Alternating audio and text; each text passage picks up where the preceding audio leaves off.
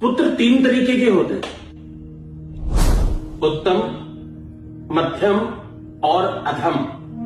उत्तम, मध्यम और अधम, ये तीन प्रकार के पुत्रों को शास्त्रों ने तमाम तरीके से बताया, तमाम तरीके से कहा गया। उत्तम पुत्र वो है जो पिता की इच्छा को जान भर ले, पिता कहे या न कहे, और उसे पालन कर ले, ये हुआ उत्तम पुत्र। मध्यम पुत्र कौन हुआ?